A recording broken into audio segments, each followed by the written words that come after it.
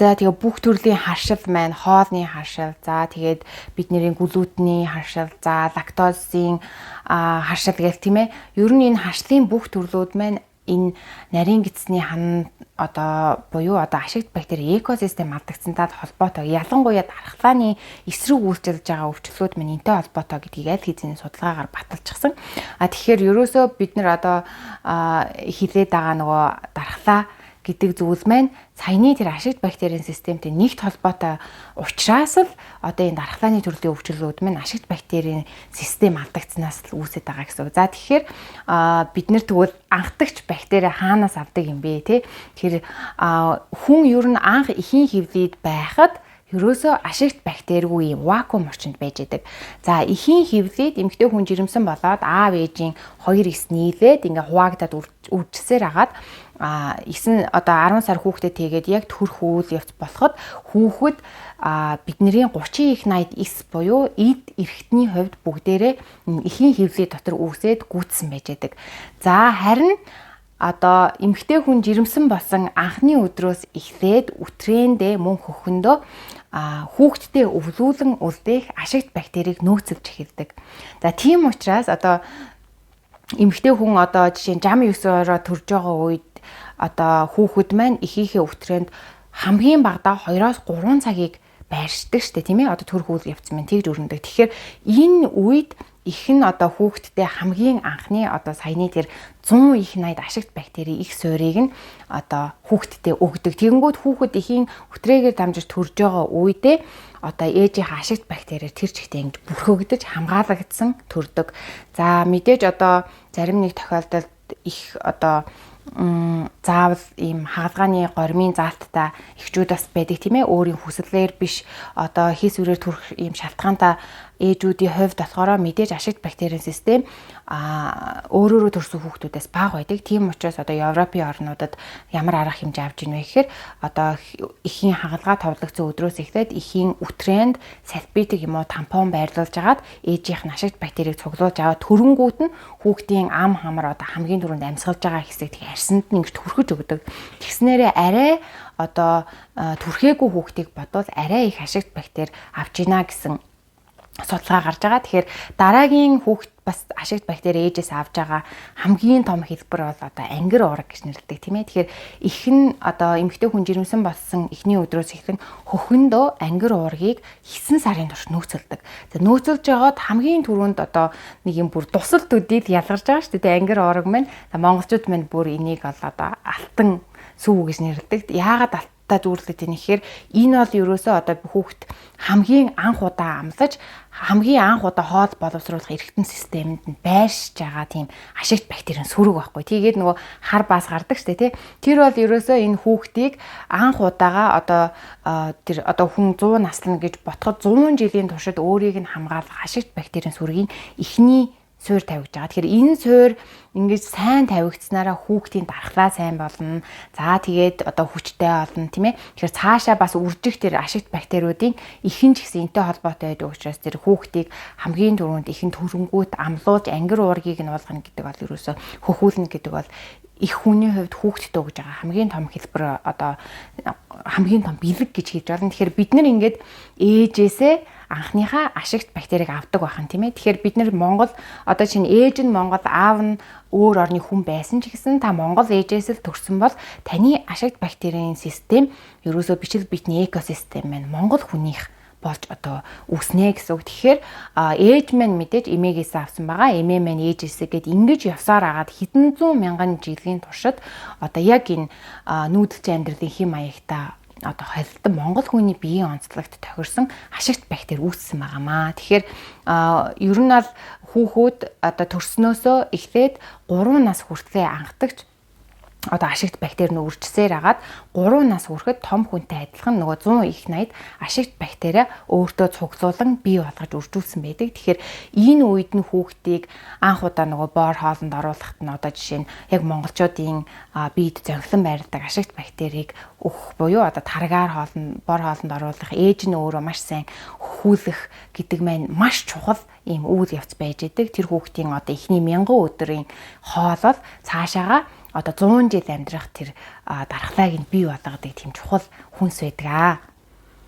За тэгэхээр монголчуудын тэгвэл биед маань ямар одоо ашигт бактери илүү тархан байршдаг вэ гэхээр бид нүүдэлчин нөгөө амьдралын хэм маягтай холбоотойгоор сүм хүчлийн ашигт бактери маш ихээр тархан байрсан байдаг. За тэгээ энэ нь маань бас одоо бидний яг амьдралын хэм маягтай зохицоод энэ махыг задлахад илүү сайн одоо тусалдаг тийм ашигт бактери байх жишээ нэ. Тэгэхээр одоо та нарт энэ зурган дээр үзүүлж байгаа шлэн одоо хамгийн ихэнд байгаа тэр Bifidobacterium гэж байгаа Lactobacillus гэдэг энэ эхний энэ хоёр байгаа бактериуд маань ихэвчлэн сүм хүчлийн бактериуд. Тэгэхээр одоо энэ болохоор Strongylomeres гэх мэтлэн энэ бактериуд маань өөрөө ингэж өнгнөөсөө гадна энэ хэлбэр төрсөн өөр байгаас тэгэхээр одоо орон орны хүмүүс өөртөө аль одоо энэ төрлийн бактериудаас нь аль нь өөрт нь их байна вэ гэдэгтээ тааруулж хүнсээ иддэг. Тэрийг нь уламжлалаараа аль хэзээ эсгэж хийх тэр аргачлал нь одоо ингэ үе дамжин биднэрт ингэж заагдаж ирсэн байдаг. За монголчуудын хувьд болохоор мэдээж тараг байна те. Тэгэхээр тараг, айраг, хоормог гэдэг гурван хүнсэнд одоо тэр ихний сүм хүчлийн ашигт бактери ихээр байршдаг бол одоо жишээ нь энэ одоо бяцлаг байна тийм ээ. Sauerkraut гэдэг нь болохоор одоо юу гэсэн үг? Тийм эсэгсэн дарсан байцаа гэсэн үг. Ногоонд одоо энэ дарсан байцаанд байгаа ашигт бактери нь сүм хүчлийн ашигт бактериас арай ундаа харагддаг гэсэн үг те. Тэгээ комбуча, нато, за одоо дашилсан үгэрсээ Японд бол одоо мисог маш их хэрэгэлдэг. Мисоноос ашигт бактери авдаг. За бүр төрсэн эмэгтэйдээ хүртэл мисо уулгадаг шүү дээ тийм ээ. Одоо Солонгост бол ерөөсө кимчигээрээ ашигт бактери нөхдөг байцаагаа дараад. За тэгэхээр кимчигээ бүр одоо ургацын баяр хийж тийм ээ. Кимчигээ бүр гэр бүлээрээ ингэж уламжлалаараа эсгэж дардаг.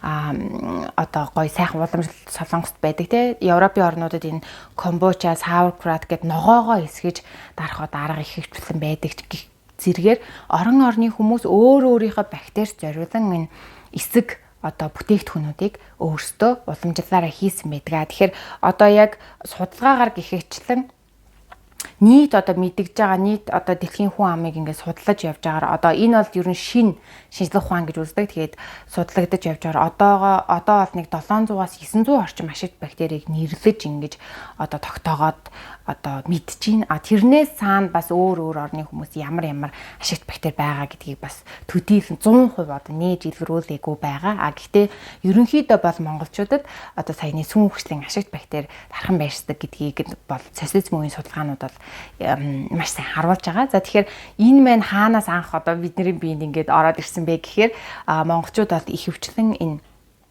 одоо арьс ширийг одоо боловсруулж цагаан эдэндээ маш өргөн хэрэгэлдэг байснаас одоо хамгийн анх гүүний сааманд энэ шир буюу одоо хөхүүрээр те үхрийн ширээр хийсэн хөхүүрнээс энэ бактери маань орж одоо тэр сүг эсгээд тэгээд биднэрт ингэж анхны энэ сүм хүчлийн бактери үржиж ингэж бидний биеийн тархан байрсан байгаа. За тэгэхээр яагаад хөхүүрийн айраг хөхүүрэнд тараг сүгээ эсгэх тийм ээ хоормгоо айргаа эсгэж уух нь чухал вэ гэхээр энэ маань хөхүүр гэдэг маань өөрөөсөө одоо бактери ялгаруулж нэгээс нь хөрөнгө гэсэн үг тэр эсэлдэх процессыг дэмждэг учраас энэ хөхүүрийн айраг хөхүүрийн хоормог гэдэг бол одоо бидний энэ ашигт бактерийн системд маш чухал зүйл байгаа юм аа. Тэгэхээр бид нэр одоо ашигт бактериа дэмжихийн тулд тэгвэл бөөнөрөө юу идэх вэ монголчууд тийм ээ. Тэгэхээр бид нэр болж өгвөл эсэг сүү цагаан идэ өдөр тутамдаа хэрэглэх хэрэгтэй. Яагаад гэхээр энэ тоо толгойг нэмж байнга бид нар ч одоо ашигт бактерийг үйлдвэрлэхгүй байх нь шүү дээ. Тийм учраас заавал гаднаас авах хэрэгтэй. Тэгэхээр өдөр тутамдаа бид нэр энэ ашигт бактеритэй хүнсийг хэрэглэх ёстой. Тэгээ монголчуудын уламжлалаараа маш гайхалтай. Бид нэр сүүнээс ерөнхийдөө гаргаж байгаа нийт цагаан эдэний 90-95% нь баг эсэг сүү цагаан эдэ байдаг. Таргаа тийм ээ. Таргаа бүрэн, айргаа гарган, за бүлэн тэгээд ааруулаа хүртэл бид нэр таргаа, айргаа эсгэж гаргаж авч байгаа шүү дээ. Тэгэхээр нийт ер нь бол монголчууд нэг тийм бүхэл сүг хэрэгэлдэг. Цайгаа уухтаа ч гэсэн шингэлж тийм ээ эдээшүүд хэрэгэлдэг. За тэгээд бусад одоо эзги, бяцлаг, за тэгээд ааруул гэх мэтлийн энэ цагаан эдэнүүд маань ихэвчлэн дандаа эсэг одоо бүтээгдэхүүнүүд байгаа учраас сүүнд агуулгаж байгаа лактозыг их хөвчлэн одоо нөгөө ашигт бактериуд маань задалчихсан байдаг учраас бид нар шингэхдээ ч гэсэн төвөг учруулахгүйгээр амархан шингэдэг. Тэгэхээр бид нар боож игэл өдөр тутамдаа энэ сургалтынхаа туршиж гисэн та нарыгаа тараг уугаарай гэдэг байгаа маань ерөөсөө энэ хичээлийн үндсэн цөм агуулгатай холбоотой байгаамаа. За тэгээд мөн удирдлын мөчлөгтөө илүү тааруулж хооллол илүү сайн. За тэгэхээр хавар бол бид нэр илэг цус шингэрүүлэх одоо илэг маань илүү идэвхждэг удирдал бол намрын удирдал бол бид нэр уушиг бүдүүн гэсэн маш сайн цэвэрлэж авах хэрэгтэй, дэмжих хэрэгтэй. Монголчууд ер нь бол хавраас эхлээд намрын удирдал, халууны удирдалтаа одоо хавар, зун, намар их хөвчлэн одоо энэ өвөл итсэн мах тийм ээ, бид нар өвөлд бол биеийн дулаанаа авахын тулд маш их мах хэрэглэдэг. Гэхдээ их мах хэрэглэх нь энэ ашигт бактерийн тоо толгойг бууруулж идэг. Тийм учраас мах хэрэглэсэн ч гэсэн дулааны удирдалтаа буцаж ашигт бактеритай хүнсийг түлхүүг хэрэглэж нөгөө гидс шайлгах гэж байгаа шүү дээ. Тэр маань юу вэ гэхээр буцаагаад ашигт бактериуд олон болгож одоо үржүүлж явж байгаа л гэж ойлгох хэрэгтэй. Та нар маань болж игэл өөрсдөө одоо таргаа бүрээд боломжтой нь айраг цагаагаа олоод одоо уугаарай. За тэгээ Монгол хүнд тохирох хооллолтын жишээ бол мэдээж бид нар бэлчээрийн малын хоол хүнсээ түлхүү хэрэглүүл маш сайн. Тэгээд мэдээж энэ хоол хүнс дотроосоо одоо 5 цол маань бол хамгийн сайн шингэдэг, хамгийн их витамин, минерал агуулдаг махны төрөл байгаа. За тэгээд ер нь хүүхдийг багаас найл болохын махнаасаа төрүүлж дотор гэж зэдүүлээ сургах юм бол хүүхд гэсэн ирээдүйдээ хэрэгтэй байдаг. Одоо шийдлэг гэхэж витамин А-гаар баялаг гэх мэтлэн ер нь одоо жишээ нь дотор эргэтэн болгон маань тусдаа өөр бүтэцтэй өөр витамин ихээр агуулдаг. Тэгэхээр та нар маань дотроо за тэгээд дараагийн нэг хүнс нь болохоор толгой шиир гэж нэг гоё хүнс байгаа тийм коллагенаар маш их баялаг. За эмэгтэйчүүдийн эрэгтэйчүүдийн ч гэсэн гоо сайханд нөлөөлөх одоо бидний ажлыг үргэлжлэхгүй байх, уяатан байхын чанарыг маань одоо толгой шиир стүүжин тийм ээ нөлөөлдөг. Тэгэхээр сургалтынхаа үед ч гэсэн та нар болж өгөл стүүжингээ хийж сураад өдөр тутамдаа хүүхдүүдэд идүүж задуулаарай. За тэгээд мэдээж бэлчээрийн сайхан улаан маха ялангуяа сэрүүний удирдалтаа бол бид нэр идээд сайхан хэрэглэж уурга авч явах хэрэгтэй. За тэгээд борц маань бол мэдээж хатгаараа Монголын цаг уурын онцлог маань ч гэсэн борцыг хатаахад маш тусалдаг. Борцыг одоо жишээ нь хүүтэнд хөлдүү чигээр нь ингэж салхинд шингэнийг алдуулах маягаар ингэж хатаадаг учраас борц маань одоо өөрийнхөө шим тэжээлийг алдахгүйгээр ингэж одоо хуурай болдог. Тэгэхээр энэ борцны одоо бүр уургийн агуулмж нь хүртэл хатаах хэвээр нэмэгдэх учраас борцоо бас одоо хавар те одоо бие тэнхрүүлэх тийм шаардлагатай үедээ бас тодорхой хэмжээнд хэрэглэж байхад тун зүгээр. За тэгээд мэдээж Монголд маань бас бага хэмжээнд ч ихсэн маш олон одоо жимсгнүүд ургадаг штэ тий жизэргэн, нэрс, анс, бөөрөлцгөн. За тэрний бас нэг одоо манай энэ нутагт оргодог нэг жимсг нь бол дэлхийн одоо суперфуд гэж нэрлэдэг байгаа. Тэр хүнс бол одоо goji bear буюу чоноо хармаг бас манай нутагт ургадаг. За говийн аймагуудаар маань маш их бүх ургадаг. Тэгэхээр эдгээр жимсгнүүд маань ийм хэмжээнд бага жижигхэн боловч бид нэр бахан хэмжээнд итгэдэг одоо бусад одоо халуун орноос ирж байгаа том жимсүүдийг бодвол хэд дахин их хэмжээний одоо шим тэжээл антиоксидант витамин С-ийн агуулмжтай байж байгаа. Тэгэхээр болж өгвөл та нар маань одоо Монголдо онгон зэрлэгээр ургаж байгаа, байгальд ургаж байгаа энэ жимсгнүүдээ түлхүүх хэрэгж хүүхдүүдийнхаа дархлааг дэмжиж авч байгаа. Монголд маань цөөн төрөлч гэсэн ногоонууд маш их ургаж байгаа тийм ээ. Тэгэхээр алах их хэрэглээд аль алах нөгөө эсэлгүүдээ их авч бүдүүн гэцээ дэмжиж өгөөрэй. За тэгээд мэдээж хамгийн чухал хүнс бол мэдээж ашигт бактеритэй хүнс буюу тараг. Тараг бол ерөөсөө бүх одоо энэ ашигт бактери хүнсний би бүр хаан гэж нэрлэдэг байгаа. Ашигтай хүн ч гэсэн ууж болно. Сүүний одоо ашигтай ч гэсэн ууж болно. Одоо яагаад вэ гэхээр тараг бол хамгийн одоо хөнгөн тэгээ зөөлөн чанартай байж идэг. За тэгээ хоормог байна. За 10 сараас хойш уусан хоормог им болдог гэдэг бүр үхтэй. За тэгээ айраг байна. Хөхүүрийн айраг тийм ээ. Тэгэхээр яагаад ингэж энийг ингээ уламжлалт маягаар уугаараа гэж хэлээд байгаа вэ гэхээр дэлгүүрийн тарагт агуулгаж байгаа одоо ашигт бактерийн хэмжээ нь зүгээр гэртээ бүрээд ууж байгаа ашигт бактериас хамаагүй цөөн байдаг. Тийм учраас ээжүүд маань ер нь бол тараг бүрхч нь хэцүү биш шүү дээ тийм ээ.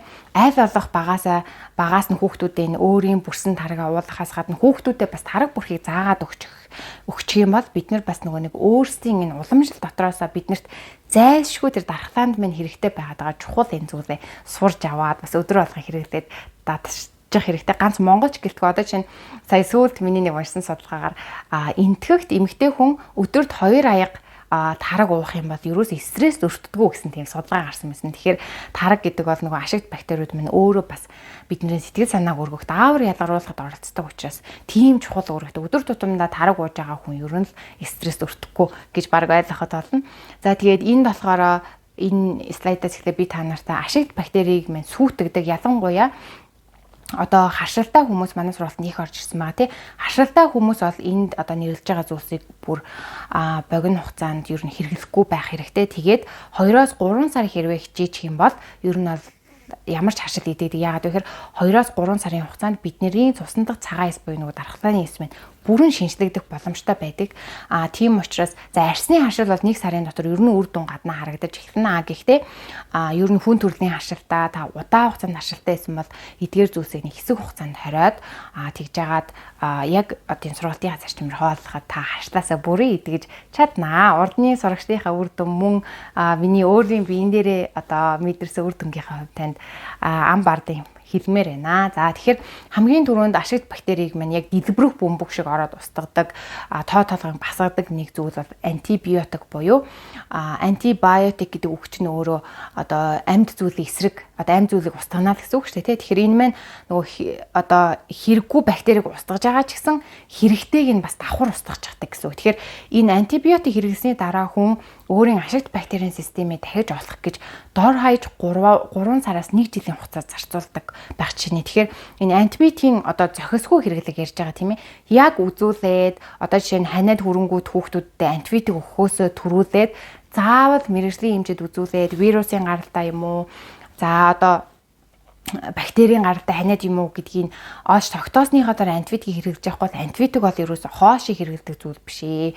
Маш сөрөг нөлөөтэй байх нэ. Одоо бүх эмэнд чинь нөгөө side effect буюу гач нөлөө гэж байгаа шүү дээ. Тэгэхээр гач нөлөө гэдэг маань ер нь танд ингээд сайнаар нөлөөлөх боловч бас зарим нэг зүйлдээ сөрөг нөлөөлж болцшгүй гэсэн одоо санамж байгаа шүү дээ. Тэгэхээр тэрийг маш сайн бодолцож ялангуяа 3-аас доош насны хүүхдэд антибиотикийн хэрэглэн дээр маш сайн анхаарах хэрэгтэй.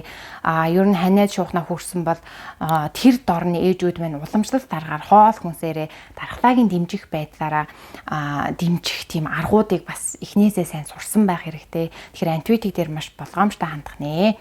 За дараагийн нэг ерөөсөө энэ антибиотиктай адилхан бидний ашигт бактерийн системийг доголдуулдаг зүйл маань сахар байгаа. Сахарыг ерөөсөө pure crystallized acid гэж байгаа байхгүй ерөөсөө бүр цэвэр тийм хүчил гэсэн үг. Тэгэхээр хүчил яадаг вүлээ түлдэг шүү дээ. Арсан дээр ингэж жоохон тусвал түлдэгтэй адилхан бидний ашигт бактерийн системийг тэгж устгадаг. Одоо хүнс маань сахартай, ундаа, за сахартай бичэн, боорцог, чихэр, одоо ерөөс амттан бүх зүйл орно. Тэгээ ялангуяа нөгөө нэг дөнгөж 3-аас хүрж байгаа ашигт бактерийн систем өөрөө ингэж бий болгож байгаа хүүхдэд энэ чихэртэй хүнсийг өгөх нь өөрөө дархлаагийн дарангуулах тийм анхдаг суурийг тавьчихж байгаа. За тэгээ дээрэс нь одоо энэ сахартай хүнс бол ерөөсөө дэлгүүр л оронгууд маш их байдаг шүү дээ. Тэгэхээр бага насны хүүхдийг за тэгээ ялангуяа харшилтай хүмүүс маань сахарнаас юу авах хэрэгтэй. Ер нь бол хэсэг хугацаанд гихтүүгээр ер нь хоол хүнснээс аваад хайчихад ямар ч тийм шимд ижил агуулмж байхгүй хэрнээ бидэнд тийм хохирол учруулдаг хүнс юм байна. Тэгээд дээрэс нь одоо жишээ нь та таргаа хэрвээ сахартай хайлж уух юм бол нөгөө сахар нь эргээд нөгөө ашигт бактерийг минь боснуулаад биднэрт ерөөсөө тийм шимтэй хүнс болж чадгаа байждаг. Тийм учраас ээжүүд минь өөрөө гараараа бүрээд ер нь гараараа бүрсэн тараг өөрөө гоё чихэрлэг амттай байдаг шүү дээ.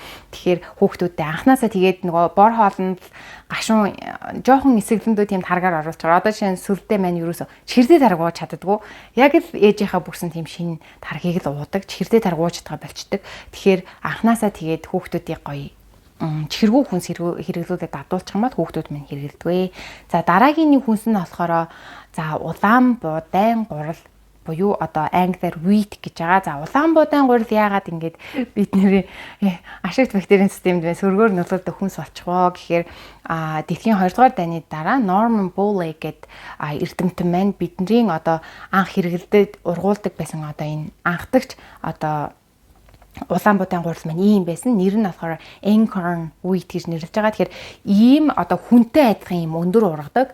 Тэгээд ерөнхийдөө жоохон ийм байгальд тэсвэр муутай учраас ургац жоохон алддаг байгалийн одоо үзэгдэл тийм байсан хүнсийг одоо дэлхийн 2 дугаар дайны дараа дэлхийн нийтээр өсөөлөнд өртөжсөн үед энэний ургацыг нэмэгдүүлж байгалийн төр үзэгдэл тэсвэртэй болгохын тулд одоо генетикийн өөрчлөлт нь оруулсан юм байна. За одоо та нар харж байгаа бол ингээд эннээс хамаагүй том үртэй тэгээд нөгөө байгаль тэсвэртэй ерөөсөө ургац алдахаа болсон тийм тэсвэртэй болсон чинь энэ маань гол асуудал нь юу болсон бэ гэхээр одоо нөгөө үр нөлөө нь гарч байгаа. Энэ одоо улаан буудын генетикийн өөрчлөлтөнд оруулсан улаан буудыг бид нэр итгэхээр бид нэр өөрсдөө нөгөө хүний хоол боловсруулах хэрэгсэн систем маань энийг бүрэн задалж чадахгүй. Тийм учраас дэлхийн нийтээрээ ер нь одоо энэ wheat буюу улаан буудаан одоо энэ харшилт их өртөмгий болж байгаа. Улаан буудаанаас мэдрэг болж байгаа хүний одоо ходоод гэц. Энд чинь нөгөө байгаль тэсвэртэй байна гэдэг чинь хүн ч гэсэн задлахад хэцүү болчихж байгаа байхгүй юу. Тэгэхээр энээс үүдэлтэй одоо жишээ нь одоо эн чинь бол ер нь их шинэ онол доо. Одоо 2015 онд сая Харвардын эрдэмтэд энийг судлаад ерөнхийдөө эрүүлж байсан, хашилтаач байсан, жоохон хүүхдч байсан, том хүн байсан ч гэсэн улаан буудаан гурилтай хүнс идж байгаа бол нарийн гидсний ханаа нь ингээд зүсгэж байгаа юм шиг ингэж урагддсан байна гэдгийг тогтоосон. Тэгэхээр зарим хүн бол нөгөө идж байгаа ч гэсэн мэддэхгүй шүү гаднаа. Яагаад вэ гэхээр нарийн гидсний хан маань зүсгэгдсэн ч гэсэн өөрөө 6-аас 7 хоногийн дотор буцаж ингэж идэгдэг байхгүй юу? Одоо нөхөн төвчдөг. Тэгэхээр энэ маань ингээд гинт ингэж идгэж явж байгаа гинт таны нэг дархлаа унцсан ханиад хүрсэн үед гинт хашил болоод одоо нөгөө нэг тэр зүсгцэн хэсгээр ч болохгүй зүйл оронгууд хашил болоод гараад ирж байгаа байхгүй. Тэгэхээр улаан буудаан гурлыг ялангуяа хашилтай хүмүүс маань ер нь төр хугацаанд хорих хэрэгтэй. Баян гэсэн үг биш л дээ. Одоо яг хашлаа эдгэх хугацаанд 2-3 сарын хугацаанд хорих хэрэгтэй юм байнамаа. За тэгээ бас нэг нөлөөлдөг зүйл маань болохоор энэ ян зүрийн тураах цай, туулгах цай. Яагаад вэ гэхээр нөгөө бидний эн чинь бол антибиотиктэй адилхан бидний ингээ амнаас аанус хүртэл нөгөө үндэс шиг байрлаж байгаа ашигт бактериудын тураах гад хүүхнүүд маань юм туулгах цай ойр хуугаад ингээ гаргаа ичдэг. Тэгээ гаргаад яг хэсэг хугацаанд нэг өвтгөн шингэний хэдэн килограмм хасах боловч буцаад бүржин нэмэх аюултаа дархлаа унах аюулт. Яагаад вэ гэхээр нөгөө ингээ туугдаад гараа явцсан ашигт бактериуд нь буцаж сэрэх гэж дахиад 3 сараас 1 жилийн хугацаа шаарддаг. Тэгээд ихэвчлэн ийм тураах цай уудаг хүмүүс маань яадаг вэ гэхээр нөгөө туулгах цай уугаад хахаар өвтгөн гадагштай байждаг. Яагаад гэхээр нөгөө бүдүүн гэсэнд байршиж байгаа өвтгөнийг хурдан гадагшлуулахад тусалдаг ашигт бактерийн тоо толгой нь багасчж байгаа. За тэгээ эндээс үүдээд бас өвтгөн удаан хатаад ирэхээр нөгөө олгоогоо ахуулах гэдэг нь шүү дээ. Олгоо чи ерөөсө тэр хэсгийг ариутгаж энэ ашигт бактерийн системийг нь тэнцвэртэй барихад тусалдаг чухал эрхтэн байхгүй юу? Тэгэнгүүт хүмүүс ч нөгөө олгоо хэрэггүй юм шиг аваа ичдэг. Тэгэхээр олгооны өрөөсөд яагаад болдог вэ гэхээр тэр хэсгийн ашигт бактерийн систем доголдсонтой холбоотойгоор олгоо мань гэмтдэг. Тэгэхээр ер нь ийм тураах туулгах цайг ер нь уухгүй байх хэрэгтэй. Энэ бол бидний эрүүл мэндийг сөргөөр нөлөөлдөг. За тэгэхээр энэ Масай people гэж Масай хүмүүс ер нь Масай омогт хүмүүс их сүүлийн үед аялж очиж зургаад аруулдаг болсон. Тэгэхээр Масай хүмүүсийг та нартай яагаад хуваалцах гэж байгаа вэ гэхээр Масай хүмүүсийн хоолд монголчуудад нэлээд төстэй байдаг. Мах иддэг, мөн эсэг сүү цагаан идэ хэрэгэрдэг. Тэгээд энэ хүмүүст хамгийн сонирхолтой нь юу болсон бэ гэхээр ерөөсөө зүрх судасны өвчл буюу нөгөө дагаралт ихсэх, цус харвах тийм өвчл ерөөсөө байдаггүй энэ омогт. Тэгээд Америк эрдэмтэд очиж судалсан чинь нэг хүнстэй шууд холбоотой юм байна гэдгийг нь судалж авсан байдаг. Тэр хүнс нь юу вэ гэхээр эдгээр хүмүүс маань бүгдээр нэг юм ширэн богц одоо манайхны ширээр хийсэн юм жижиг юм хүн болгон юм богцтой байдаг. Тэгээ тэр богцондоо сүү хийгээд манайхан шиг одоо мах иддэг гэсэн үг шүү дээ. Тэгсэн хэрнээ тэр өглөө ингээ гараа явахдаа тэр богцондоо сүү хийж яваад за тэгээд өдөржингөө тэрийг ингээд уухгүйгээр өөртөө ингээ нуруунда зүгөө явчихдаг гинэ.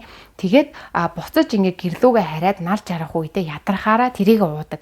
Тэгэнгүүт нөгөө өдөржингөө халуун тийм богцонд ингээд одоо биеийн температур шиг тийм богцонд байсан сүүрүү маань одоо хөрөнгө гэсэн үг шүү дээ. Тэр богцноос бактери оронгууд тэрийг ээдүүлээд одоо нэг осны бидний мараг айрыг шиг болгочдөг.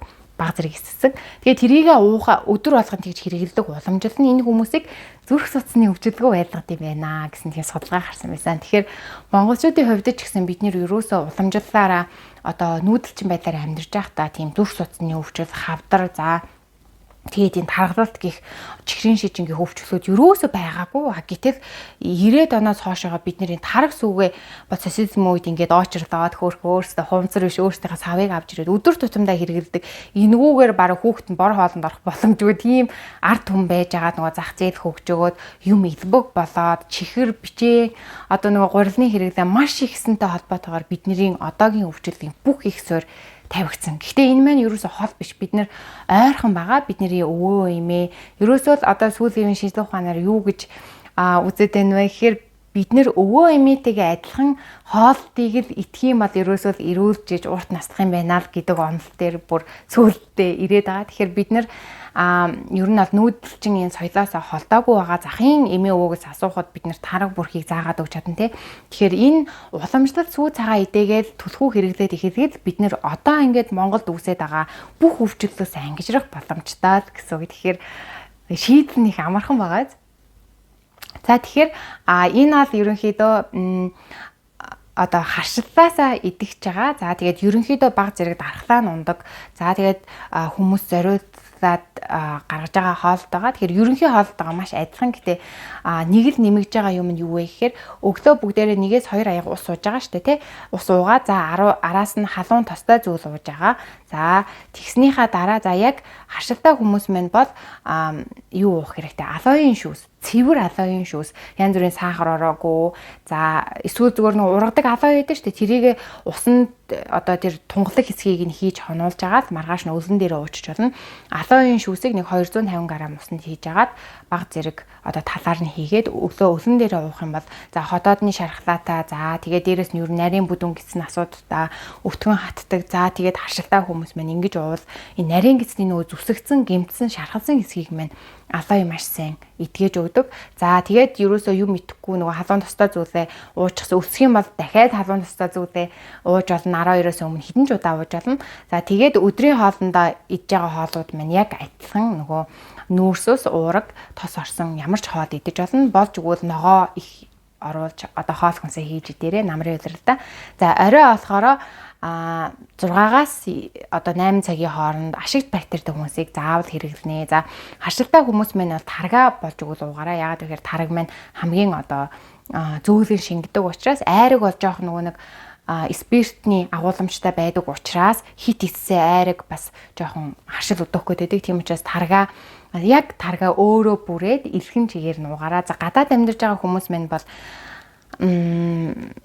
одоо өөртөө болж өгвөл уг нь бичээр юм алын сүү болоод бүрүүлэх зүгээр ер нь сүү болтох юм бол бүрчгэд бол их амархан гэхдээ нөгөө яг үнэний цэвэр сүүгээр хийсэн хөрөнгөсөн тараг бас аваад ууж болно. За тэгээд орой унтахдаа биенээсээ хороо гадагшлуулахын тулд бас аргалаа дэмжихийн тулд халуун баантай усанд хэвтэж болно. За баанда гоё шүлтлэг давс, жамс давс, гимлан давс, далаан давс хийгээд жоохон сод хийгээд нэг 20-30 минут хэвтгэхэд биений бохирлыг маш сайн гадагшлуулдаг.